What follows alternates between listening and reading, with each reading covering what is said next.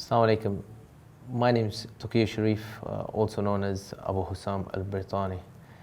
And this is the story of my fourth day in detention in the prisons of Hay'at Tahrir, Sham.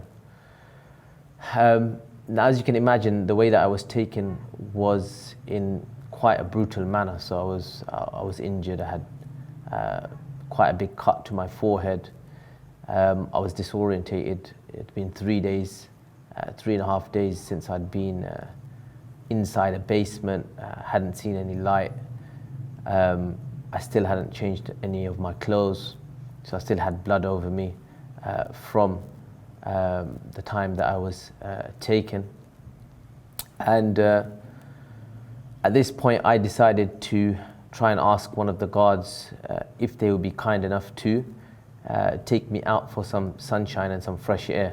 You can imagine being underneath the ground for 4 days is difficult. So I banged on the door of my cell. I was in solitary confinement alone. And I kept banging until one of the guards came. When he came, I proceeded to tell him that, look, I've been in here 4 days and I haven't, had no sun. And it would be nice if, he could take me out for some sunshine. And he went back, he said, look, I need to ask one of my superiors if that's okay, and then I will get back to you. So he went away, he came back a short while later and he said, that's fine. So I was handcuffed at that point, I was blindfolded, and I was navigated through this underground prison, up the stairs, taken out into the open air. I could feel the warmth straight away, a hot summer's day. And then I was led across a courtyard and then taken into a sunshine room, as they call it, which is basically an open-aired cell with really high walls, and it has like a grill for a roof, so that, of course, you can't escape. But it's much better than being down, locked in a basement or underground prison. So I was sitting there on the floor. There was no chairs, just sitting on the floor, enjoying the breeze and some of the sunshine, just thinking to myself how I'd gotten into this situation. And about 5 minutes into me finally, feeling relief for the first time since I'd been inside this secret prison, I was interrupted by one of the interrogators, whose name was Abu Khalid. Now, Abu Khalid was a big guy. I kind of describe him as a Italian mafia boss. That's, the kind of physique that he had. He had hairy arms, a big belly.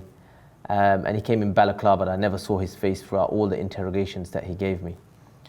So he came in masked, and I could see that he was quite anxious, he was quite agitated, and straight away he came in with a barrage of questions. I was surprised because I didn't expect to be getting interrogated in or the sunshine room. I was supposed to be there for a break. And Abu Khalid was the guy that had been interrogating me for the last 3 days, asking me all sorts of different questions. So I kind of knew who he was, without actually knowing who he is, in a sense. So this time he came in, he was very agitated, he was angry, he was on his phone, looking at his phone, he was talking to someone, and basically he wanted to know the location of 3 people. One of them was Bilal Abdul Karim, the second was someone called Abu Abd, who was an ex-member of HTS who had defected, and basically did media against the group, explaining some of the things that he saw was wrong within their group. And the third was an Egyptian called Abu Shu'aib. So he was like, tell me where their homes are, I need to know, the situation is serious, and if you don't tell me, then things are going to be bad for you. And I was like, look, Bilal's house, everybody knows where his house is. His house, is in this village, and everybody knows where it is. You can just ask anybody and they'll tell you where it is. I said, as for Abu Abd, his home, as far as I know, is in Idlib. Everybody knows where that is too. It's in a place that's well known. As for Abu Shuraib, I don't know the guy, and I've never been to his house, and I don't have any contact with him. I don't know him. So at this point, he proceeded to question me and say, "Where is the farm? Where is your secret farm, your secret hideout that you all go to in Darkush?" I was like, "What are you talking about? I don't have a secret farm." And he was like, "No, we know you have a secret farm. We know you have a secret farm in Darkush. If you don't tell us, things are going to be bad for you." And he proceeded to get more and more angry and more aggressive. So he began by pumping his fist on my shoulder, and then squeezing my shoulder, then punching my shoulder. And all the while he kept going back to his phone. He was talking to somebody, and I don't know if he was taking orders from them or what he was doing, but he seemed to be engaging someone and then coming back and talking to me. When he realized that my answers were the same and he wasn't really getting anywhere, he called to the guard that had initially brought me to the sunshine room, and he said, "Right, blindfold him, handcuff him, and bring him to me." So at this point, of course, I was worried, I was anxious, I was fearful, and I was led again back across this courtyard, back into the original prison building, and taken into the interrogation room. This was the room where I was normally interrogated. Obviously, I couldn't see, but just from trying to kind of work out and count steps, I assumed that I was back in the same building. Anyway, once I was taken into this office or this interrogation room, he basically said to me, "Look, Abu Hussam, I have orders to use force against you. If you don't tell me where the secret hideout is and where these guys are, then I'm going to use force against you." At this point, I said to him, "Look, I don't know about this hideout that you're talking about, and I don't know the locations of these people. So the answers are going to stay the same. Even if you use force against me, the answers are not going to change because I don't know. I don't know where they are. I've been in prison for 3 or 4 days, and my answers are not going to change." So at that point, he got really angry. He pushed me to the floor. He said, "Put the tire on him." So the guard that was there proceeded to help him put the tire on. I don't know actually how many people were in the room. At this point, I was very anxious. Any sound, I was trying to work out where it's coming from, who's in the room. I had a feeling that they were filming. I wasn't really sure. So there could have been 3 or 4, maybe 5 people in the room. I didn't know. And that's one of the scariest things, where you don't know what's going on. You're disorientated. So my hands were handcuffed behind my back, and a tire was squeezed over my knees up to my waist, and then a bar was placed, a metal rod or a metal bar was placed between my handcuffed arms and the tire. At this point, I was flipped over, so my head was basically bent to the side and touching the floor, the concrete floor, and my feet were basically in the air. At this point, many thoughts were going through my mind. Of course, you know, when you're being humiliated like this, when you're under the full control of other people, you're basically helpless. So all of these thoughts started coming into my mind. Are they going to, you know, bring a stick and, you know, try and, a'udhu billah, sodomize me with it? Or are they going to strip me naked? Or what, you know, what are they going to do? All these thoughts were coming through my mind, even though my captors are Muslims. So as I was there in that position, I heard a swoosh and crack. The first hit the bottom of my feet, and obviously I realized that now obviously this torture or this beating had begun. So after taking the first hit, he was like, "Look, just tell me where the place is, and we'll let you out of this situation. Just tell me where the place is. You've still got an opportunity. This is going to be bad for you if you don't tell me, etc., etc. At this point, I realized that because I didn't have any other answers or any information to give him, I didn't have much hope. So I just said to him, look, you can use as much force as you want. This is haram what you're doing to your Muslim brother, and I'm your Muslim brother, and this is what you're doing to me. This is haram. And then I basically began to recite. One of the first ayahs that I began to recite over and over again was فَاذْكُرُونِي أَذْكُرُكُمْ وَاشْكُرُوا لِي وَلَا تَكْفُرُونَ. So I just kept saying this over and over again. Remember me, and you know, Allah says, remember me and I will remember you, and thank me, and you know, and do not deny the favors of me upon you. So I just kept reciting this, and then blow after blow I received, I kind of zoned out to a certain extent. I just tried to focus on my reciting. Of course, the pain was excruciating, sharp whips. It was quite a thick belt or wire that they were hitting me with, and I think most of the hits were intended to be the bottom of my feet, but my legs ended up taking some damage as well. And after about 5 or 10 minutes, basically it was over. I don't know if they felt guilty because I just continued reciting, even though they were asking me questions after every blow.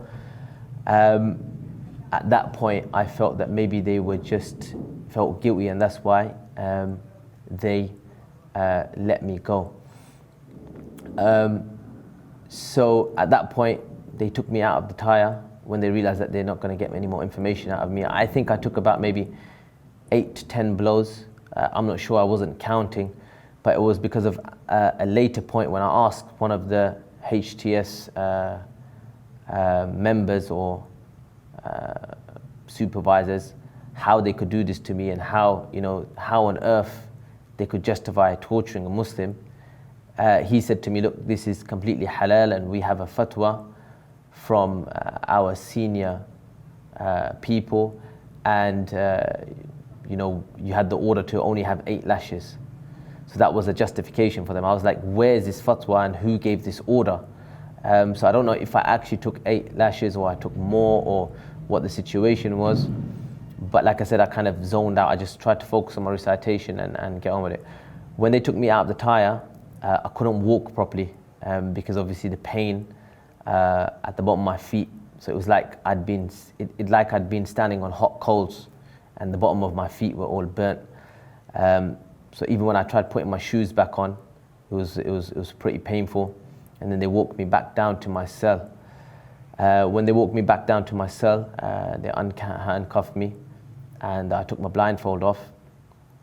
And that's when I could basically assess the damage. To be honest, I didn't want to take my socks off because I didn't really want to see the injuries or the extent of the injury. So I just thought, look, let me just calm down for a bit, let me just relax, and then later on I'll look at the injuries. So later on when I looked at the injuries, thankfully the bottom of my feet weren't marked up too bad, but the places that my legs had been hit, I had cuts, and my legs were blue. So one of my legs was blue from the ankle, you could say the inside of my ankle all the way up to my shin. And at a later point, I showed my legs to brothers who came to visit me. And this was one of the saddest things, that some of the brothers that visited me whilst I was in prison, I showed them that I had been tortured. And they saw the marks on my legs. And the marks stayed on my legs for like 10 to 12 days. So you can imagine how hard the hits were. My legs were also bleeding because where I'd been hit on my legs, it had left cuts, sharp cuts into the skin. So that was my experience with torture in this situation. And one of the saddest things for me was, obviously, I went through different emotions while this was all taking place. The first emotion was despair or fear, if you want to call it. I myself, to be honest, I feel that I'm a brave person, and for me to be in that position, I didn't like being in a vulnerable position like that.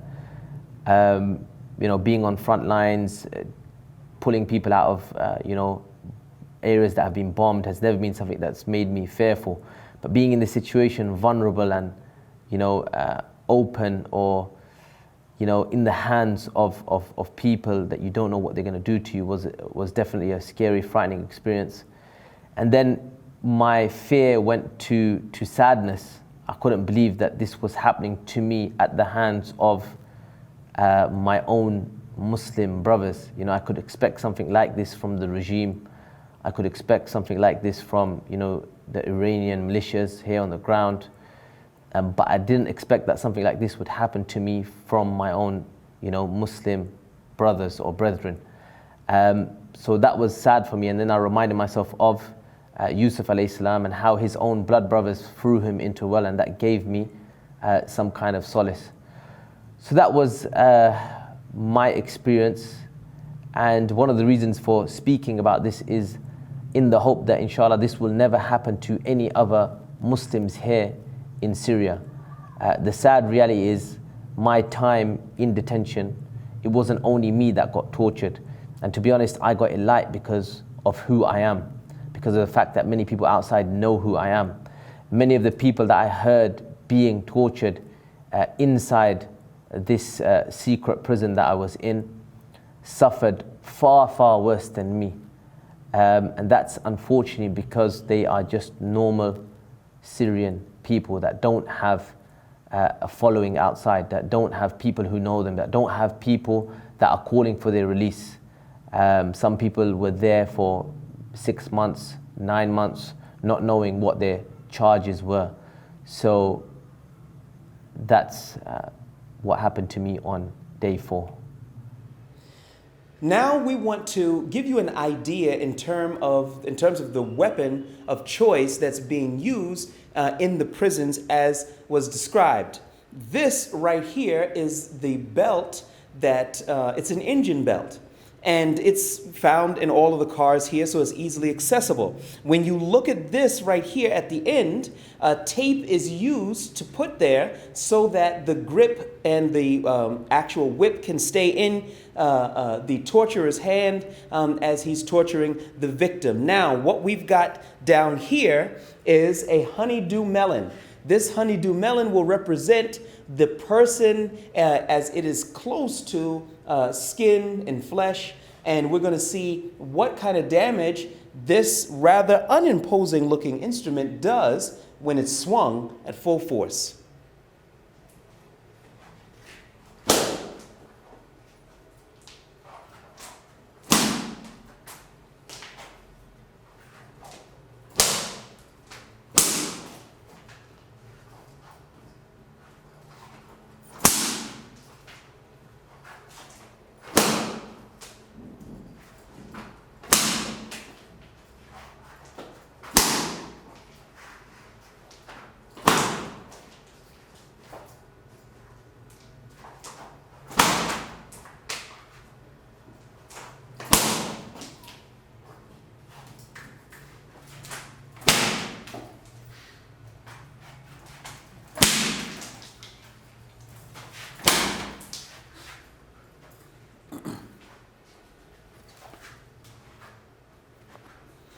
Okay, now let's take a look and see what we have.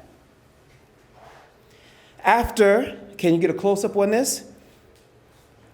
After just about 10 strokes, look. This is the effect that these whips, which are being used here in the free territories, has on a honeydew melon.